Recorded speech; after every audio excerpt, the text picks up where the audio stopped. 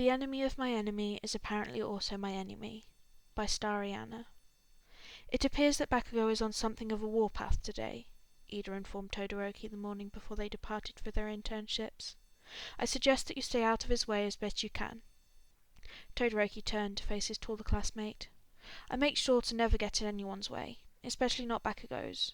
I always walk 3 feet away to ensure that I remain outside of the immediate explosion zone. He inclined his head. But thank you for the warning. My meaning was that perhaps you could attempt to avoid him altogether, Ida amended. It would be in the best interest of not only you, but also your fellow interns at Endeavour's agency.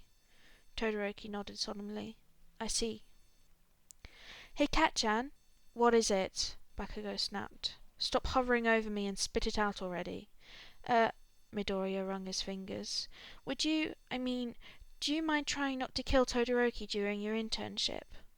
Bakugo's head whipped around at breakneck speed. Don't tell me what to do. And anyways, what's that supposed to mean, huh? Midoriya hesitated. It's just, I know you're still mad at him over the sports festival. Don't you dare mention that sports festival, Bakugo interjected, his voice deadly. And don't worry, I've got more common sense than that.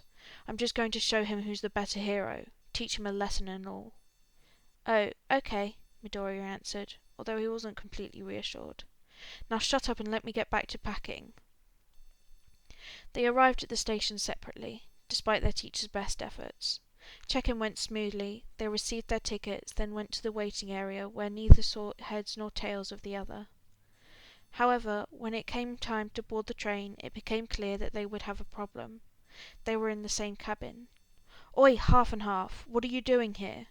Todoroki looked up from the briefing he was reading. This is my compartment.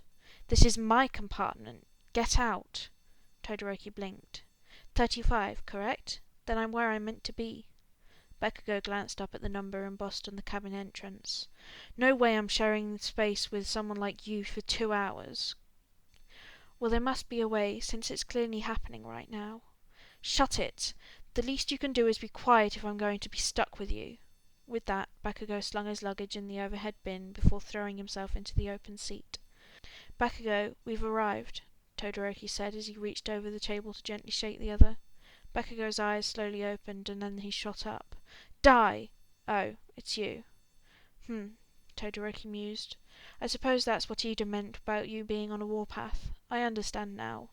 What was that? Bakugo growled. Say that again and see if you walk out of this train uninjured. Ignoring him, Todoroki grabbed the duffel off the floor and stood up, brushing past Bakugo as he exited. Hey, I'm talking to you. Didn't Daddy Dearest ever teach you any manners? Todoroki paused, turned. He taught me what pain was. He taught me enough about how to not be a good father.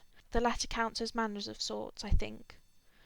For once Bakugo had no response. He only watched wordlessly as Todoroki disappeared down the hallway. The No. 2 Heroes Agency's internship program was run on a strict schedule. Training, duty delegation, instructions, patrols, mealtime, paperwork, repeat. Patrolling and paperwork were fine. They rarely received tasks to do, and the rare odd task was usually taken up by the overeager interns, so Todoroki and Bakugo didn't have much of a problem with that either. The worst part was training. They were subjected to a variation of the relentless training that Todoroki had endured all his life, but with slight differences in difficulty depending on each intern's ability. Todoroki had it worst. Endeavour was relentless when it came to his own son, and Bakugo tried not to think about the implications of what he was witnessing every day. It made it difficult to work under Endeavour and still respect the man as much as he had before. Bakugo and Todoroki were often trained together, which would have been fine if it not for the comments that Endeavour would make comparing the two. Shoto, your technique is sloppy. Do you see your classmate's control? Learn from him. Do I need to show you up close again? Up close, it turned out, meant Endeavour searing Todoroki as he demonstrated how to increase the temperature of precision of fire attacks. He'd prefer you as a son, Todoroki murmured after one particularly brutal session. He doesn't even have to hurt you to get you to channel your anger and give it your all. Bakugo didn't like the way that sounded. They went out to eat occasionally. As they talked, Bakugo found himself weirdly invested and righteously angered as Todoroki dropped casual statements about his family. Don't just let him do this to you, he said one day. There's got to be something that can be done. Like what? Todoroki asked. Bakugo took it as a challenge. He couldn't do anything to disrupt the work of the agency as a whole, of course. As much of a jerk Endeavour was, he was also the main figure keeping the surrounding area safe. That didn't mean he couldn't deal with some messed up paperwork, odd or mildly menacing notes on his laptop, or an agency redecoration with skulls and rainbows. For the last one, Bakugo got the sidekicks and secretaries involved as well, convincing them to change their screensavers, wallpapers, and profile pictures to the Nyan cat so that every time Endeavour looked over their shoulder or tried to send an email with the agency, well.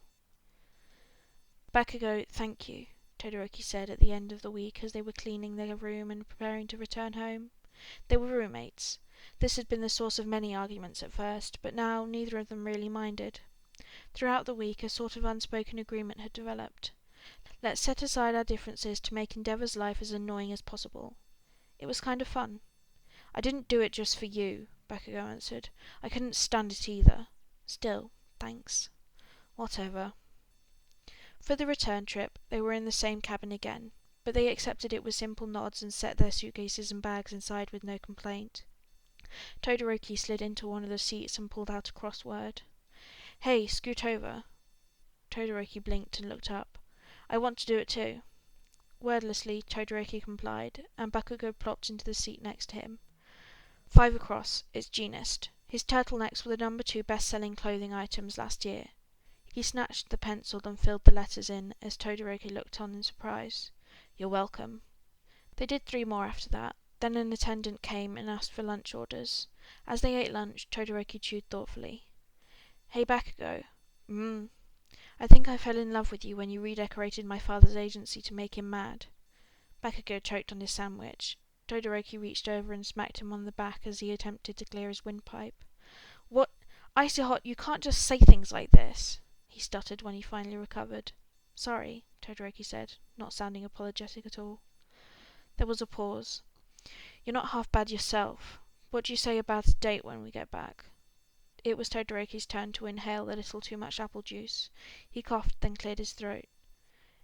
Isn't this a date right now, though? He asked. We're eating a meal together with nobody else present. Bakugo rolled his eyes, setting down his sandwich. By that logic, we've gone on enough dates this past week that we should just skip to being boyfriends already. I'd like that, yes.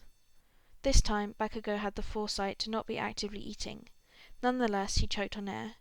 Half and half, what is wrong with you? Todoroki tilted his head. You know what, don't even try to answer that. Sure, let's date. Todoroki smiled, pulling out his phone and snapping a picture of Bakugo, which he sent to 1A group chat captioned by a single word. Boyfriend. What the... As Bakugo's phone began vibrating aggressively with all the congratulatory messages from classmates, his eyes narrowed. You just did something stupid, didn't you? Todoroki shrugged. I'm not sure my actions can be classified as stupidity. Our classmates are simply excited about us. Bakugo rolled his eyes affectionately. Oh my gosh, I'm dating an idiot. As they stepped off the train and ran into the station, Midoriya was waiting for them. Oh, I'm so happy for you guys, he squealed. Can I be the best man at your wedding? Todoroki placed his hand over his heart, completely serious. I'm sorry, Midoriya, but in my head Katsuki will always be the best. Bakugo screamed. Thank you for listening, and I hope to see you next time.